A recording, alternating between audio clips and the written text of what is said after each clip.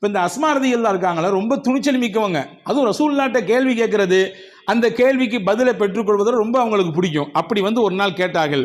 ரசூலுல்லாஹ் இடத்திலே வந்து அந்த பெண்மணி கேட்டாங்க, இன்னி வாஃபிதத்துன் நிசாஇ இலைக யா ரசூலல்லாஹ், அல்லாஹ்வின் திருத்துதர்களே, நான் பெண்கள் புறத்திலிருந்து நான் வந்திருக்கிறேன். எல்லா பெண்களும் சார்பாக சில கேள்வி கேட்க உங்களிடம் வந்திருக்கிறேன். அவங்களுடைய பிரதிநிதியாக வந்திருக்கிறேன். இப்போ நான் உங்கள்ட்ட ஒரு கேள்வி கேட்டாகணும். ரசூலுல்லாஹ் கேளுங்களம்மான்னாங்க. சொன்னாங்க, ரப்புர் ரிஜாலி வ ரப்புன் நிசாஇ அல்லாஹ். நபியே, ஆண்களுடைய ரப்பும் பெண்களுடைய ரப்பும் அல்லாஹ் தானேன்னாங்க. ரசூலுல்லாஹ் சொன்னாங்க, ஆமாம் அப்படின்னாங்க. அதில் என்ன தனித்தனியாவா? ஆண்களுக்கு தனி ரப்பு, பெண்களுக்கு தனி ரப்பு என்றா இருக்கிறது? எல்லாருக்கும் ரப்பு அல்லாஹ் தான். ரப்புல் ஆலமீன் அல்லாஹ். அல்ஹம்துலில்லாஹி ரப்பில் ஆலமீன். அகிலத்தினருக்கு அருளானவன், ரப்பானவன் அல்லாஹ் என்று தன்னை அடையாளப்படுத்துகிறான் அல்லாஹு தாலா. இப்போ ரெண்டு பேருக்குமே அல்லாஹ் தான் ரப்பு. சரி, அடுத்து கேட்டாங்க, வ அபுர் ரிஜாலி வ அபுன் நிசாஇ ஆதம். ஆண்களின் ஆதிபிதாவும் பெண்களின் ஆதிபிதாவும் ஆதம் தானே அப்படி கேட்டாங்க. எல்லாத்துக்கும் தந்தை ஆதம் அலைஹிஸ்ஸலாம் தானே? ஆமாம். ஆண்களுக்கும் ஆதம் அலைஹிஸ்ஸலாம் தான், பெண்களுக்கும் ஆதம் அலைஹிஸ்ஸலாம் தான். வ உம்முர் ரிஜாலி வ உம்முன் நிசாஇ ஹவ்வா. ஆண்களுக்கும் பெண்களுக்கும் சேர்த்து தானே ஹவ்வா அலைஹிஸ்ஸலாம் அம்மா. ஆண்களுக்கு தனியாக அம்மா, பெண்களுக்கு தனியாக இல்லை, ரெண்டு பேத்துக்கும் ஒன்று தான். சரி, வபஅஸகல்லாஹு அஸ்ஸ வஜல்ல இலர் ரிஜால் வன்னிசா. அல்லாஹ் நபியே உங்களை ஆண்களுக்கும் பெண்களுக்கும் சேர்த்து தானே நபியை அனுப்பியிருக்கான். அடுத்து கேட்குறாங்க, ஆண்களுக்கும் பெண்களுக்கும் சேர்த்து தானே உங்களை நபியை அல்லாஹ் அனுப்பியிருக்கிறான். சொன்னாங்க ரசூலுல்லாஹ் சிரிச்சுட்டு, ஆமாமா, ஆண்களுக்கும் நான் தான். Karim's biryani paradise at liberty and catering services, கோடம்பாக்கத்தின் அறுசுவை அடையாளம். நபி, இறை தூதர், இறுதி தூதர். பெண்களுக்கும் நான் தான் நபி, இறை தூதர், இறுதி தூதர். அடுத்து ஒரு கொஸ்டின் வச்சாங்க பாருங்க. ரொம்ப அற்புதமாக அறிவார்ந்த கேள்வியை கேட்கிறார்கள். அப்படி என்றால் நபியே, ஆண்களுக்கு மட்டும் ஜமா தொழுகை இருக்கு, எங்களுக்கு ஜமா தொழுகை இல்லையே. ஆண்களுக்கு மட்டும் ஜும்மா தொழுகை இருக்குது, எங்களுக்கு ஜும்மா தொழுகை இல்லையே. ஆண்களுக்கு மட்டும் ஜனாசாவில் போய் பங்கெடுத்து தொழுவதற்கும் அங்கே கபரிலே நின்று அந்த இறுதியாக அந்த மையத்திற்கு துவா செய்வதற்கும் உரிய வாய்ப்பு இருக்கிறது, எங்களுக்கு இல்லையே. ஆண்களுக்கு ஜிஹாத் இருக்கிறது, வீர மரணம் அடைகிற வாய்ப்பு, போர்க்களத்திலே போய் அசத்தியத்திற்கும் சத்தியத்திற்கும் இடையில் நடக்கக்கூடிய அந்த போராட்டத்திலே கலந்து கொண்டு தங்கள் இன்னுயிரை அர்ப்பணம் செய்கிற வாய்ப்பு ஆண்களுக்கு இருக்குது, எங்களுக்கு இல்லையே.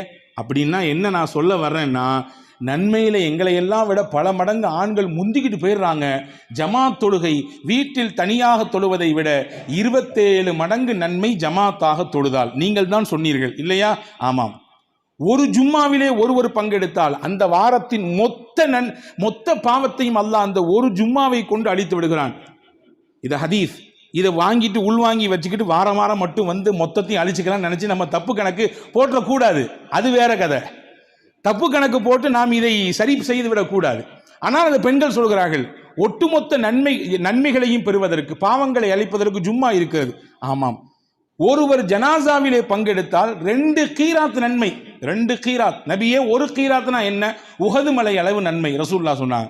2 உஹது மலை அளவுக்கு. உஹது மலை என்றால் என்ன என்பதை மதீனத்துக்கு போன மக்களிடத்திலே கேளுங்கள். பறந்து விரிந்து காணப்படுகிற, கண்ணு கட்டிய தூரம் விரிந்து நிற்கிற மலை.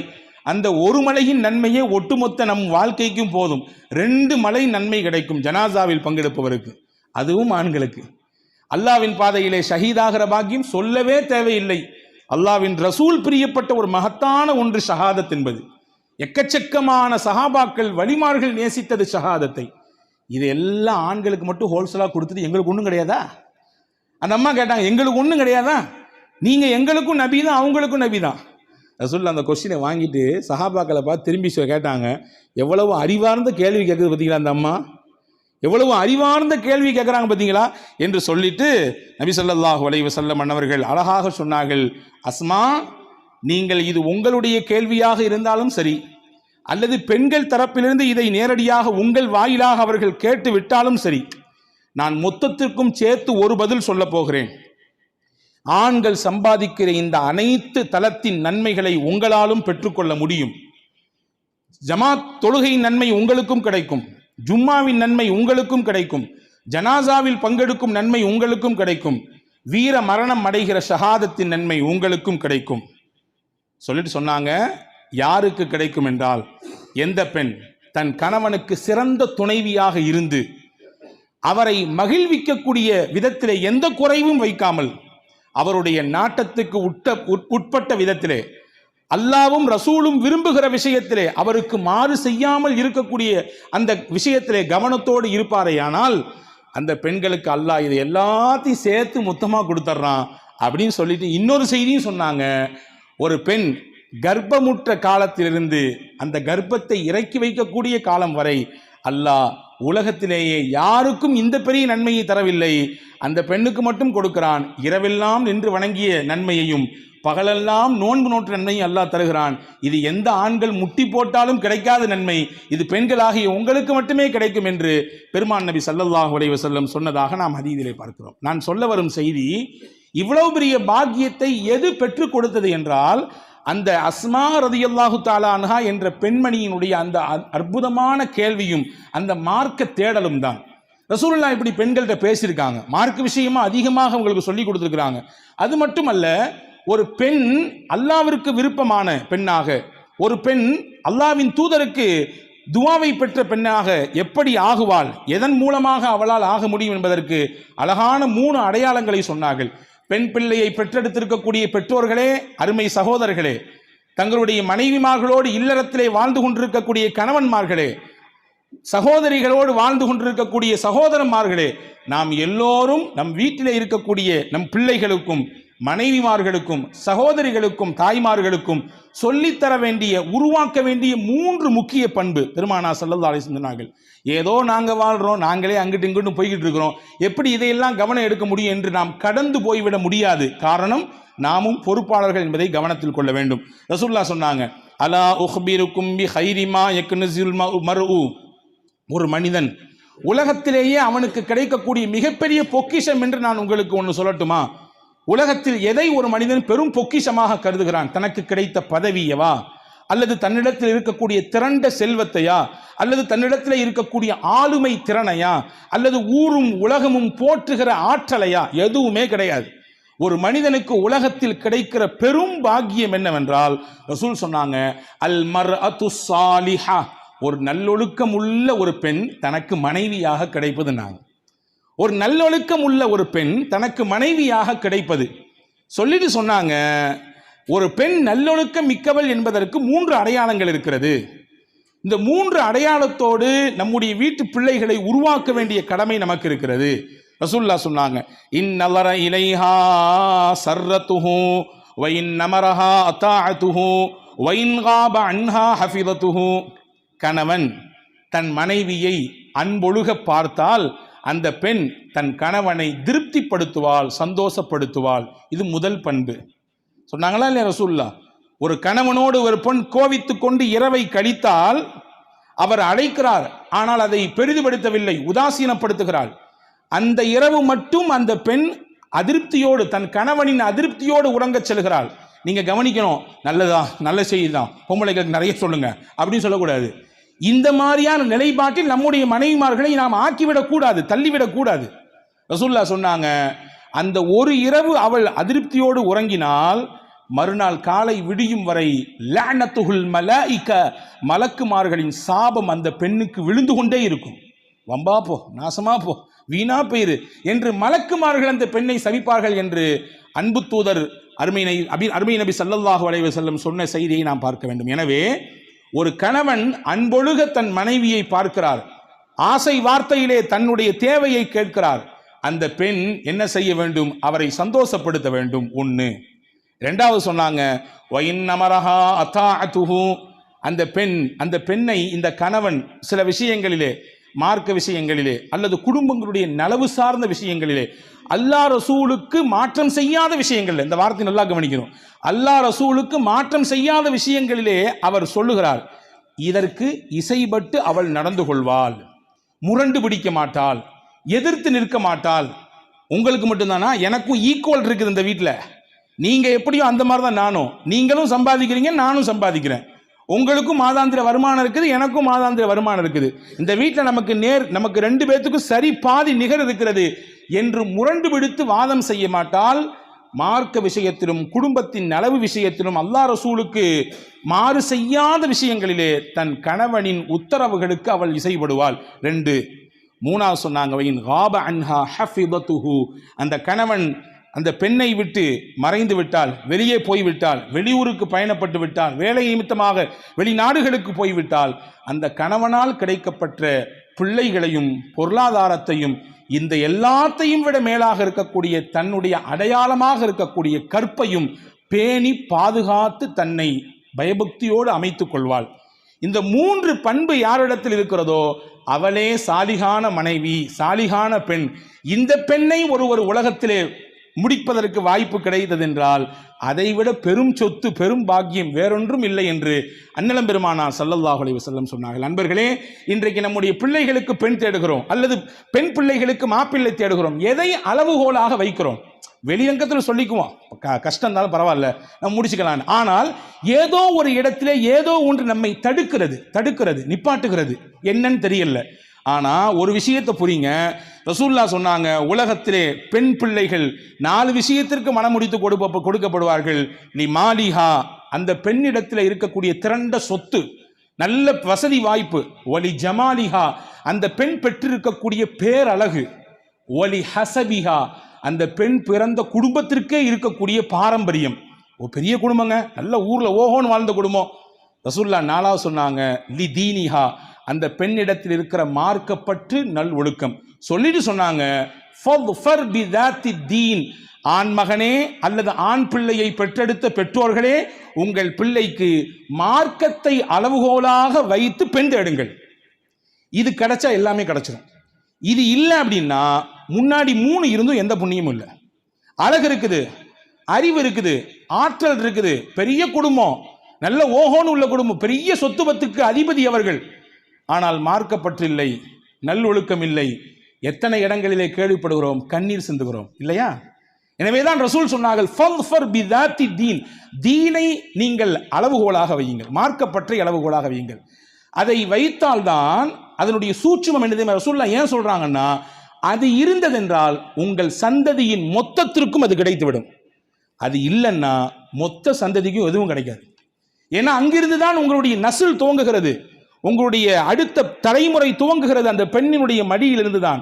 அங்கே மார்க்கப்பற்றும் இறையச்சமும் மிகுந்த அல்லாஹ்வின் அச்சமும் இருக்கும் பட்சத்திலே உங்களுக்கு பிறக்கிற எல்லா சந்ததிக்கும் அது அப்படியே வந்துகிட்டே இருக்கும்.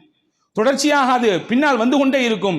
அங்கே இல்லாத பட்சத்திலே அல்லாஹ் பாதுகாக்க வேண்டும், உங்கள் சந்ததிகளுக்கே அந்த நசீபு கிடைக்காது என்று பெருமானார் ஸல்லல்லாஹு அலைஹி வஸல்லம் உணர்த்துகிறார்கள்.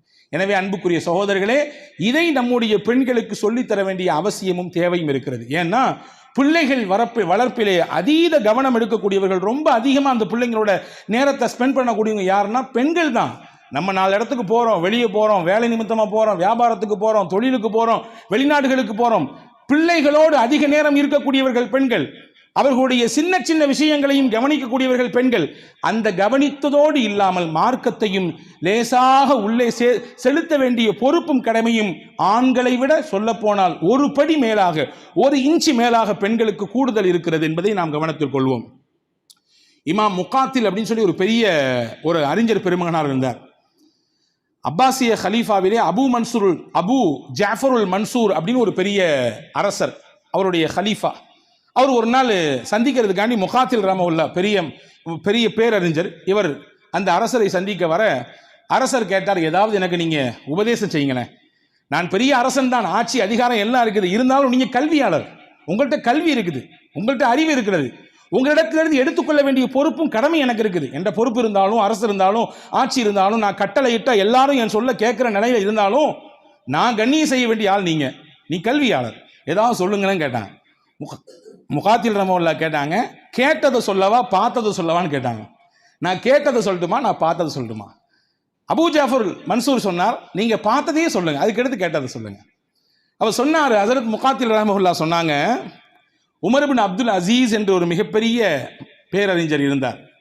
2ஆம் உமர் என்று வரலாற்றிலே பேசப்படுகிறவர்.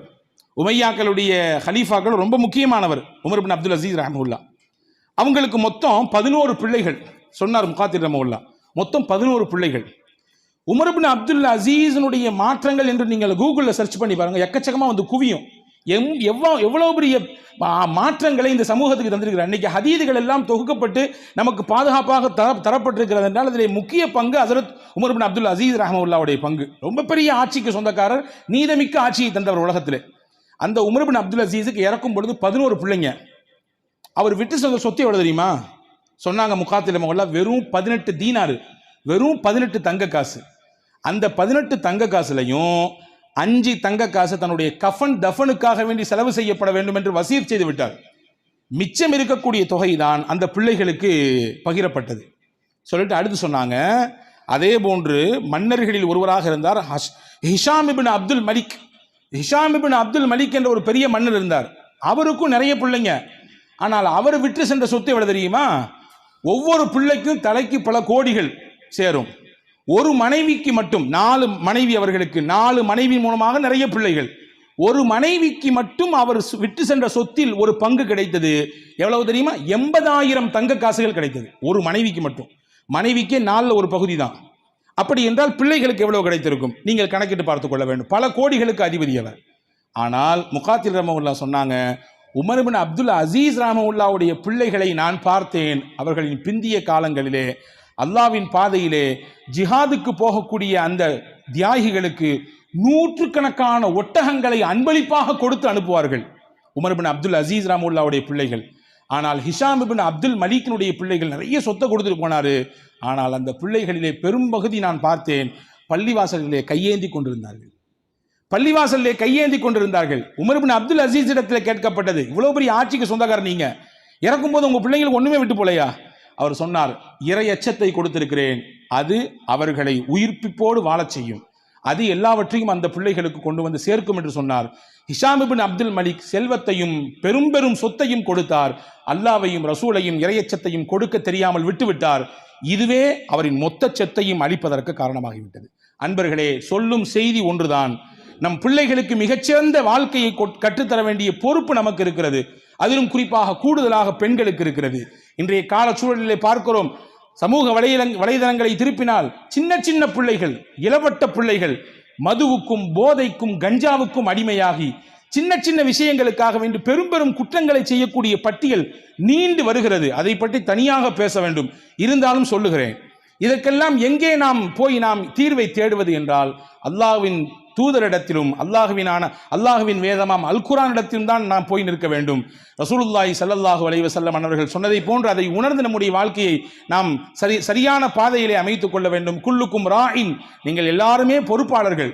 உங்கள் பொறுப்பை பற்றி அல்லாஹ்விடத்திலே நீங்கள் விசாரிக்கப்பட்டால் என்ன சொல்ல போகிறோம் என்கின்ற பதிலை நீங்கள் தயாரித்துக் கொள்ளுங்கள் என்று அண்ணன் பெருமானார் ஸல்லல்லாஹு அலைஹி வஸல்லம் சொன்னார்கள். ஆக இப்படியான பல விஷயங்களை நாம் கவனப்படுத்துகிறோம். குறிப்பாக நம் இல்லத்தில் இருக்கக்கூடிய பெண்களின் காதுகளுக்கும் அவர்களுடைய உள்ளங்களுக்கும் கொண்டு போய் சேர்க்க வேண்டிய பொறுப்பும் கடமையும் கூடுதலாக ஆண்களுக்கு இருக்கிறது.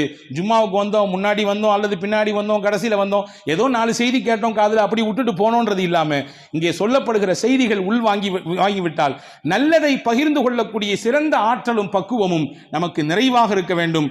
அதுதான் நல்லோர்களின் அடையாளம் என்று நபிகள் பெருமானார் ஸல்லல்லாஹு அலைஹி வஸல்லம் நமக்கு சொல்லித் தந்தார்கள். அப்படிப்பட்ட சிறந்த வாழ்க்கை வாழ்வதற்கு உங்களுக்கும் எனக்கும் எல்லா மக்களுக்கும் வல்ல அல்லாஹ் தௌஃபீக் செய்வானாக. ஆமீன். வாஹிரு தஅவானா அனில் ஹம்துலில்லாஹி ரப்பில் ஆலமீன். அஸ்ஸலாமு அலைக்கும்.